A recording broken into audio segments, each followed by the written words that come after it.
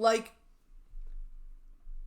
I, I'm just speaking plain and simply to Giants fans right here.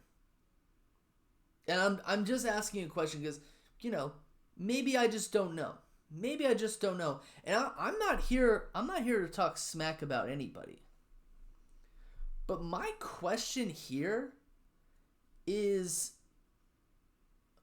what why did you start Jake Fromm if you had no intention of continuing to, like, watch him play? Like, I don't get that. Like, you could say that Jake Fromm just played horribly, which yeah, he didn't play well. You know, he's one of the reasons why the Eagles won the game. Like, he wasn't good out there. But why would you make him your starter after benching uh, the other guy? His name always escapes me. And then when it all comes down to it, he plays so poorly. You go back to that other guy. I don't get that. I don't get that, especially with the fact that, yet again, Giants management has given the green light to say, Joe Judge, you're going to be back next year. And Daniel Jones will be back next year. So why not leave this to be a point? Mike Glennon. Sorry. Mike Glennon, not the other guy. Sorry, my mind works really strangely. Why wouldn't you just use this time to evaluate your talent? Because again, unless those rumors are false, unless you're actually trying to go ahead and put an upper leg up, I just don't understand that at all. And I don't. Again, I haven't really seen a lot of Giants games because I'm not a Giants fan. But what happened? What happened? I just remember Giants fans all off season making these claims like, "Oh, we're better than the Eagles. Everyone's going to want to play for us. We've got all this talent. We're the dream team." Here's the thing. You guys are worse than the dream team ever was. Like, you guys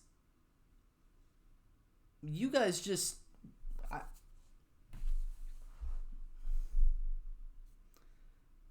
you guys are one of those people who, like, try to light a match and nothing happens.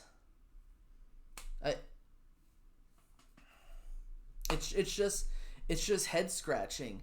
And I think the fact of the matter is, like, I don't really feel bad for Giants fans. And here's why I really don't feel bad for Giants fans, cuz Giants fans spent the whole off season, and they spent the whole off season trying to, like, one up the Eagles, when the fact of the matter is, like, I know that people tell jokes about each other's rivals. I get it. I totally understand that sentiment. Believe me. I love a good joke, and especially if, you know, it's not something, it's original, right? But when we drafted Devontae Smith, it seemed like Giants fans were more worried about the expression on Devontae Smith's face. Like, who cares? Like, we drafted the guy you wanted, and I get it. I don't know why you wanted him. There were way more other holes on your team, like offensive line, like defensive line. But Giants fans just kept making fun of Devontae Smith. They kept putting out memes of Devontae Smith in a gurney, in a wheelchair, you know, bubble wrapped. When, you know, Devontae Smith has been decent for us. And you should have been caring more about the players on your team. I don't get that. You know, when the Eagles did that thing last season where the Giants weren't able to go to the playoffs because they were 6-10 and they were mad because the Eagles tanked against the Washington football team, which I wasn't happy about that either. I want to win every game. But it just seemed like the Giants were on a mission and their fans were on a mission to just put it in the Eagles fans' face and not really care about what was going on with them. Hate to break it to you, but, you know, yeah, we tanked that last Week 17 game. There's no doubt about that. But you guys have been tanking all season. I mean, maybe it's just the missing link in people's brains, but I don't know. I you know, all off season I was just like, yeah, like these jokes they're pretty funny, haha. But at the end of the day, you added pieces to make yourselves better, but were you better?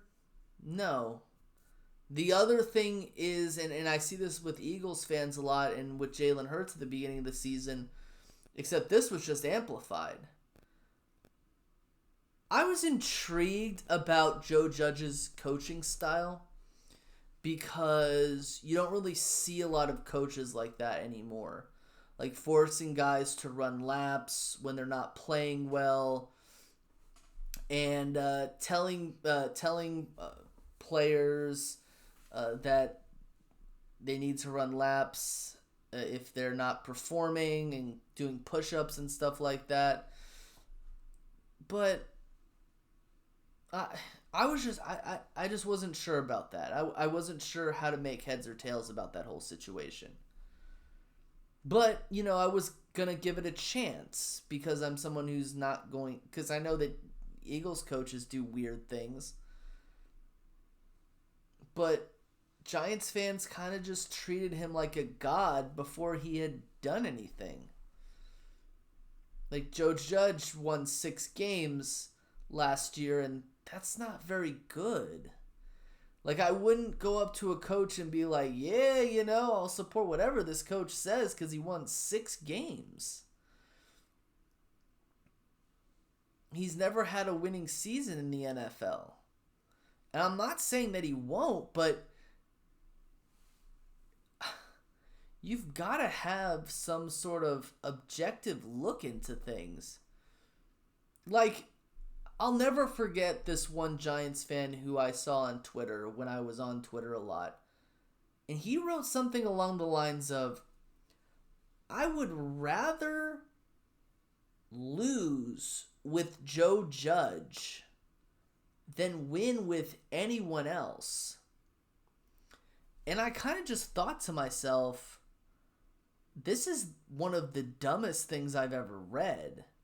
Because I don't care if it's Chip Kelly. I don't care if Chip Kelly won 5 Super Bowls. I would rather win with someone I hate than lose with someone I liked. You know what I'm saying? So it's just ridiculous that, you know, you're treating this guy like a god before he had even done anything. It's just head scratching and mind numbing as far as I could say. And I mean, I don't know what he's going to do next season because I don't know what the Giants are going to do next season. They could surprise people. I'm not one of those people who says, oh, you suck before you actually play a game. I'm not one of those people anymore. At least not publicly. At least not on video. At least not on social media. But it felt pretty good to beat the Giants, and it felt pretty good to beat a guy who Giants fans think is a heavenly being.